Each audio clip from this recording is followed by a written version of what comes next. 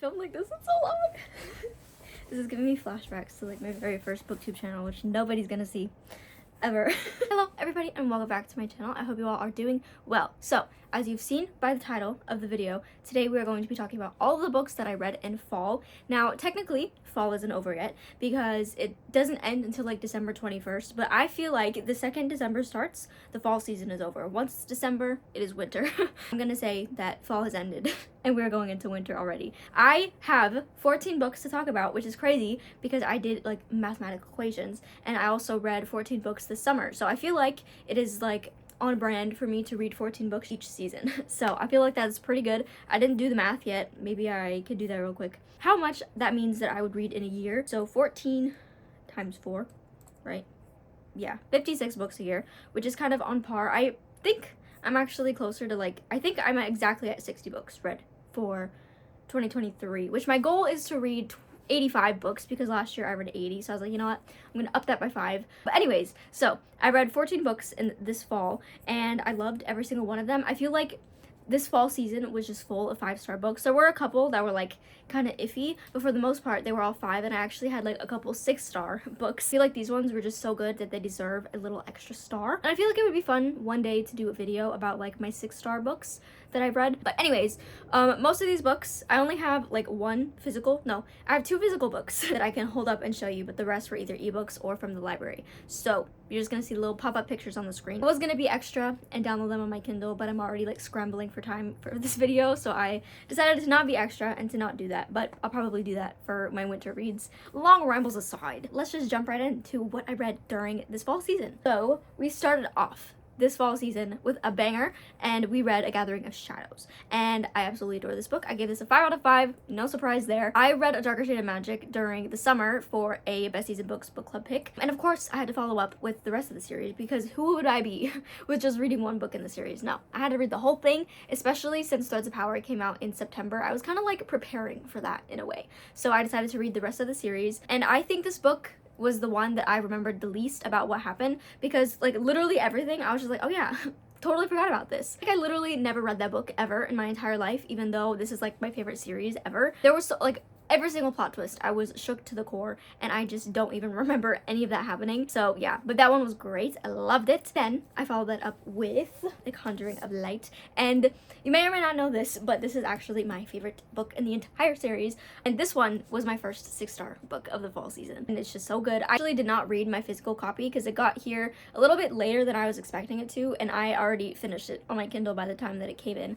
But I did read through and flip through and read some of my annotations. I thought I remembered having a lot more tabs than this, but I feel like this is a good amount. Yeah, now me flipping through it right now. I love this series so much. There was just something about it, and I just love how everything like came together, and like how everything was like tied in, and all of the emotions that V.E. Schwab evoked out of me. Every single emotion possible when I was reading this book, and some that I didn't even know, but like I could feel that intensely when reading. I would be reading and I would be smiling and laughing, and then a few seconds later I would just be sobbing. Yes, it was very sad, but at the same time it was my absolute favorite. Also, the sun is really peeking out right now. Hopefully it's not messing up with the lighting too much. I feel like this was such a good conclusion to the series, and I can see now how she left it kind of open for there to be like a possibility for her to come back to this world, which she ended up doing for Threads of Power. But it's so good. I'll talk about Threads of Power in a little bit because I did actually read that this fall. So if you haven't read Shades of Magic, I highly recommend it. Conjuring of Light, very painful, very intense. I cried so much during this read through. I don't think I cried that much my first read through, but this one, there was just something about it that was like hitting different. So highly recommend it. It's my favorite ever. And I hadn't read these books since 2017. So it's been a long time since I read them, but I feel like I want to make it either like a bi-yearly or tri-yearly reads to just reread it, because I just loved it so much and I enjoyed my time being back with these characters and back in this world. It was just perfect. And then we switched it up a little bit. We got some manga, which I feel like I haven't been reading nearly as much manga as I did last year and at the beginning of the year. Wait, no.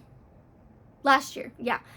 Last year I read so much manga. I read Tokyo Ghoul, I read Demon Slayer, and then the year before that I read all of Full Metal Alchemist. But this year I didn't really read too much, but that's one of my goals for 2024 is to read a lot more manga because I love my time reading it, and I I don't know why. I just stopped. But if you have any manga series recommendations, definitely let me know, because I'm on the lookout for those and I want some more. Vinland Saga, volumes 1 through 3. I have read the series before. I read the first 2 volumes, so volume 3 was new to me. So I decided to pick them back up for a couple reasons. One, I saw that my boyfriend's library actually had all of the volumes available. Manga for this is kind of pricey because they're all hardcover, so obviously they're gonna be a lot more expensive. And then second, because we recently finished watching Vikings on Prime Video, and I love that show so much. There was just something about it. Good soup. So we recently finished that, and I was having major sadness from finishing the series and saying goodbye to these characters and like the storyline. So I thought that would be perfect to help cure that. It was a bit weird at first, like going into it. It was weird to see like characters from the show that like I got well acquainted with and like loved, to see them completely different in the manga. It took me a minute to like detach the two, but once I kind of distanced myself, like separated the two, it was great. I'm gonna try, maybe, I didn't think about this until just now, but I might try to finish the series by the end of the year. So maybe in December I will read a lot of manga, and then that will help me push myself to my reading goal of 85 books. So Vinland Saga is about Vikings, obviously. It's following our main character Thorfinn, who when he is younger, his father is killed in front of him, and he is kind of taken captive by his father's killer. And so basically he's just like working his whole life to get revenge for his father, but he's like waiting for like the perfect time to do it. But it's taking a little bit of a turn. There's a little bit more stuff going on. I'm really excited to see where it's gonna go from here, because it's good soup. So now we are getting into the books that I read for my 24-hour readathon that I did with Brittany for our Best Season Books book club, and I read so many good books in those 24 hours. I was having such a great time. I do have a vlog for it, so if you guys are interested in that, definitely go check it out. We started that one off with The Glass Witch, and this is by Miss Lindsay Puckett, and it was so good.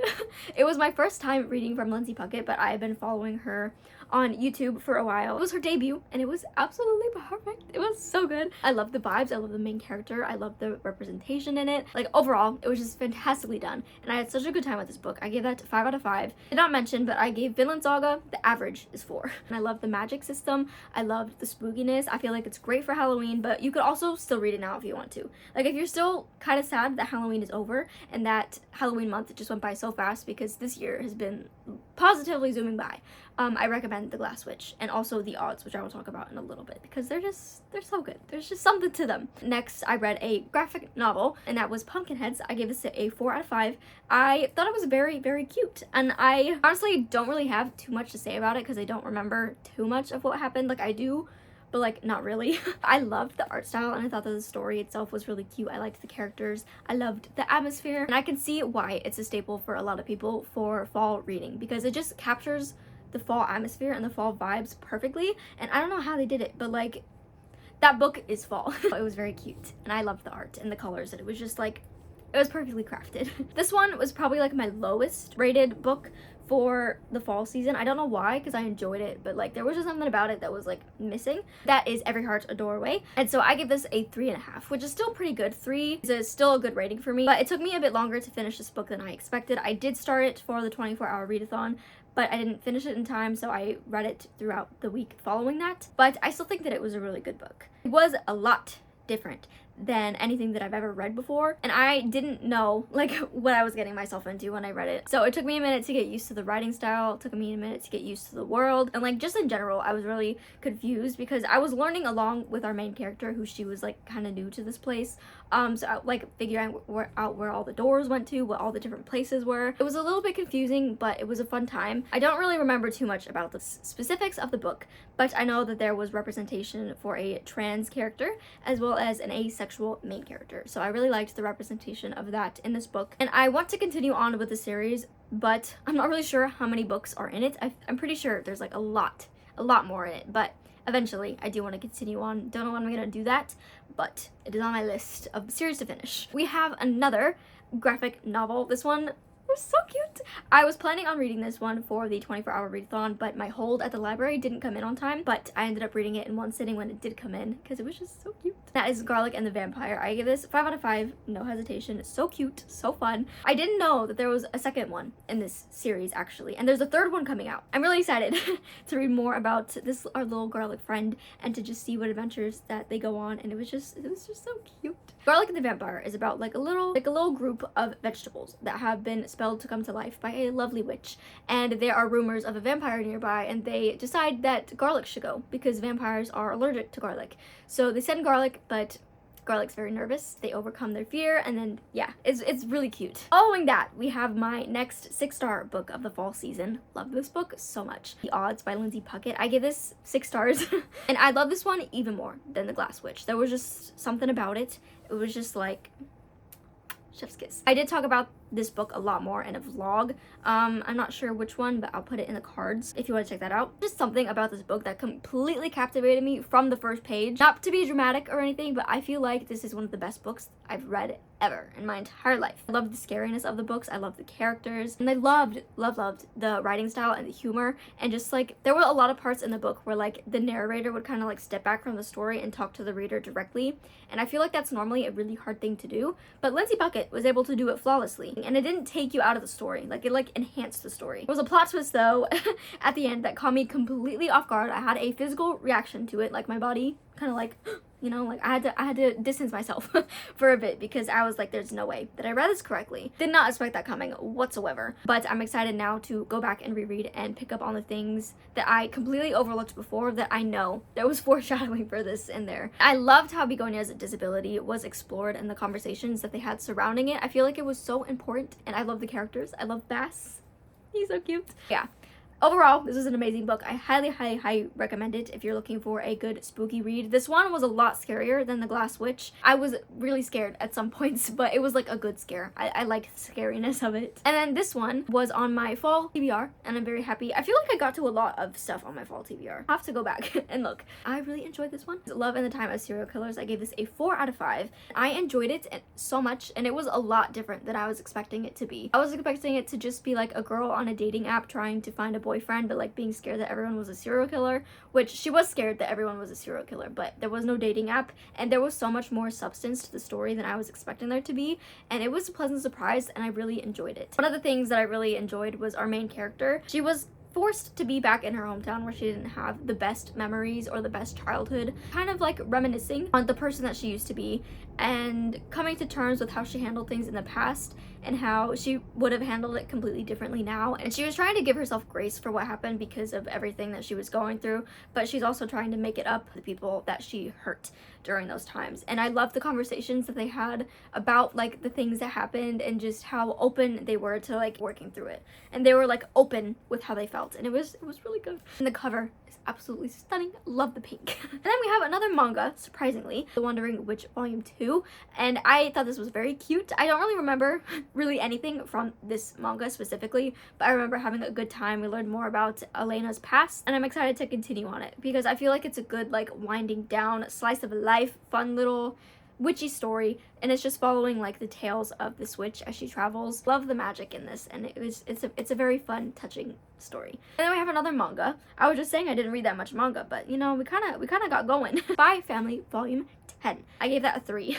It wasn't that bad, but it still isn't living up to the hype and the love that I had for the first 4 volumes in the series. I don't think anything is ever gonna compare to those. But it was really nice to get some insight onto Twilight's backstory, and I really liked getting to know that information because he's so like secretive and mysterious. Like we don't know anything about him other than the current mission that he is on. It was nice to see what kind of led him to that. It was very sad and very heartbreaking. Other than that, I don't really remember what else happened in the volume. I think it was just stuff with Anya's school, and I think Yor made a couple friends. It was okay.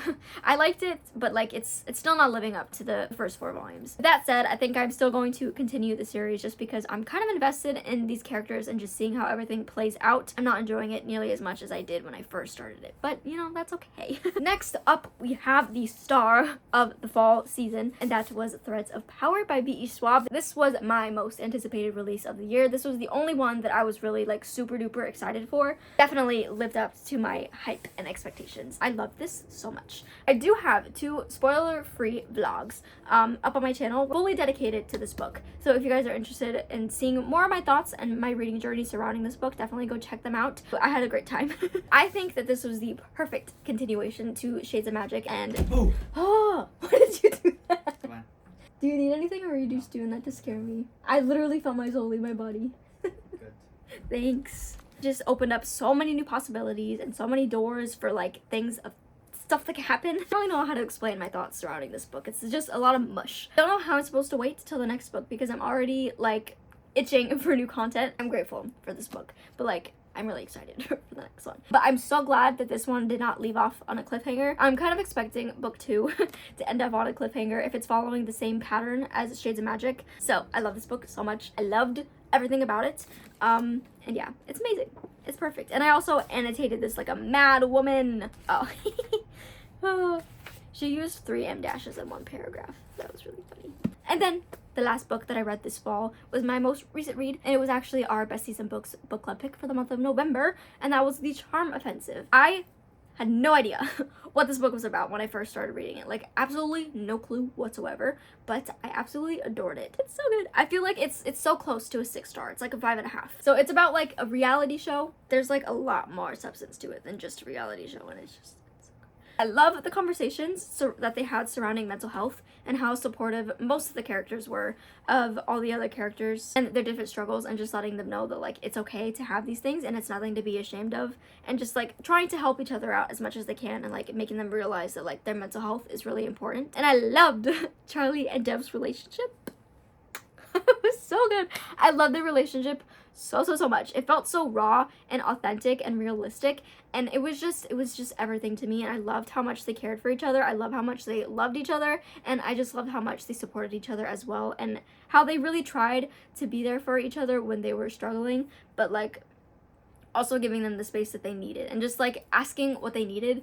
It was just so good. But yeah, I wasn't expecting to love this book as much as I did, and I think it can be a contender for one of my favorite books of the year. It was just a great way to end off fall. It was a great way to start off the winter reads. It was just a really good book, and I'm so glad that we decided to read it for November for our book club, because it was so good, and I highly recommend it. So that is all the books that I read this fall. Let me know what you guys read this fall. I would love to know. I feel like it was a great reading month for me.